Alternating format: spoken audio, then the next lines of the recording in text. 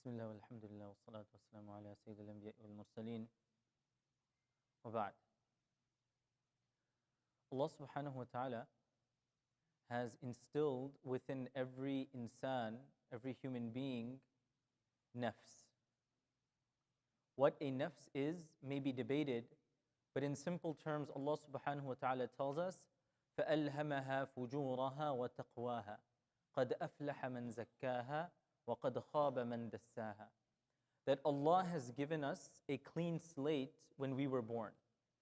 And this nafs of ours, depending on the choices that we make, we either shine and polish it, or we muddy and make it dirty. فَأَلْهَمَهَا فُجُورَهَا وَتَقْوَاهَا. Allah has given us the potential to be the best version of ourselves, or to be the worst version of ourselves. And that's why, if you look at the Quran, there are three descriptions given for nafs. One is called a nafs al-mutma'inna. This is the highest level. When my nafs very willingly, gladly does ibadah. For instance, I wake up and it's Fajr time. I look at the time and I see, okay, there's 30 minutes left for salah. A nafs mutma'inna is that nafs that says, I'm so happy that I woke up. There's still 30 minutes. Let me go make wudu and pray. I'm glad that I woke up. The second level is nafs al-lawwama. Nafs al-lawwama is that which is in between. You wake up for Fajr, you see there's 30 minutes left, and you're like, you know what, there's still 30 minutes. Maybe if I put my snooze on for 15 minutes, I may catch it. I'll get another 15 minutes of sleep as well. I may not get it, but I want to do it, but I'm a bit weak. Then the worst is an-nafs al-ammara bis-su. The one that is of the lowest category is somebody who wakes up for Fajr. He sees that there's still 30 minutes left and says, oh man, why did I wake up? I have work at 8 o'clock. This time that I woke up, forget about Fajr, is going to mess up my daily schedule.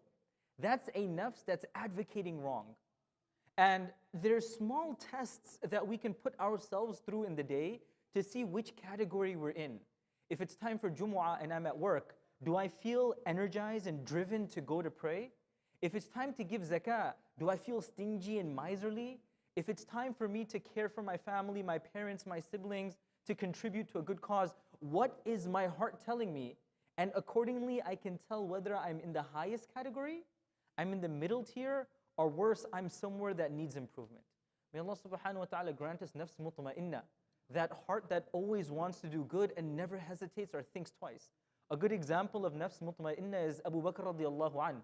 When Umar radiallahu anhu came and said, Ya Rasulullah, I'm giving half of my wealth to this ghazwa. I'm giving half of my wealth to this ghazwa. And Rasulullah ﷺ said, what did you leave behind? He said, I left behind half. And he thought to himself, I've gone ahead and I beat Abu Bakr this time.